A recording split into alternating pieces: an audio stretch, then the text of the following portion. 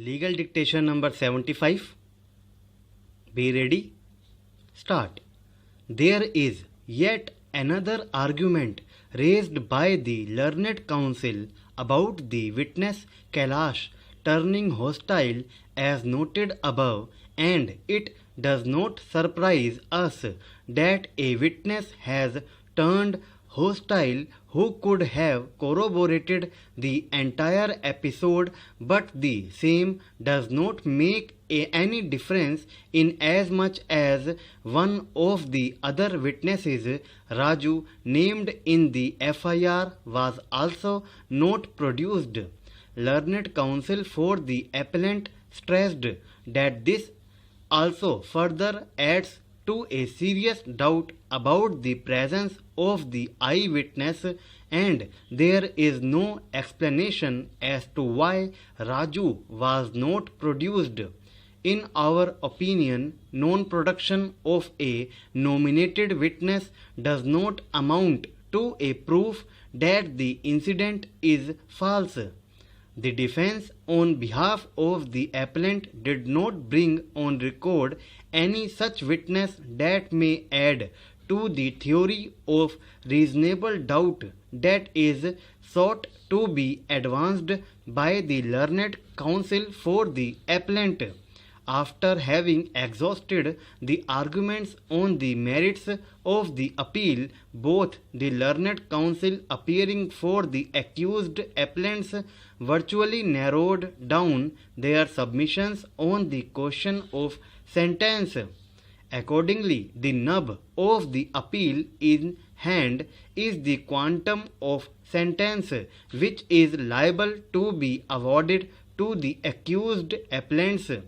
In order to answer the question regarding the quantum of sentence which is liable to be enforced against the accused appellants, looking into the nature of the criminality committed by them, it will be prudent to discuss in brief the meaning and impact of the words knowledge and intention in relation to Section 304 Part 1 as well as Part 2 IPC.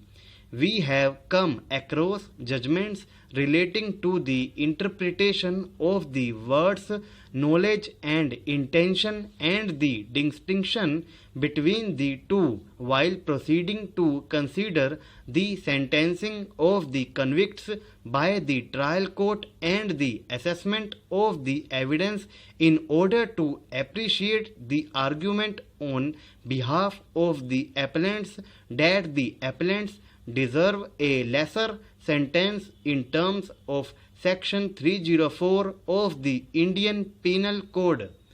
There are a large number of cases that are available on the issue, but in order to mention a few that meet the point, we begin with the judgment in the case of Hari Singh and another versus State of Haryana 2008-15 SCC 753.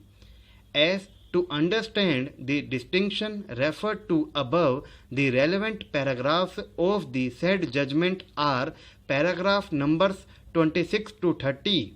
The essence of the said paragraphs contained within its fold reflects that intention is a conscious state of the mind coupled with an aroused activity for the purpose of achieving a preconceived end resulting in the conduct of the person so as to bring about a certain result.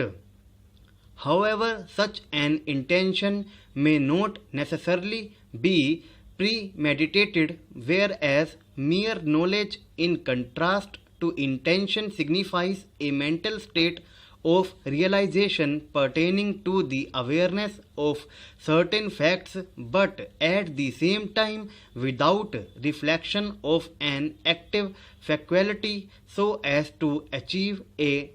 determined end.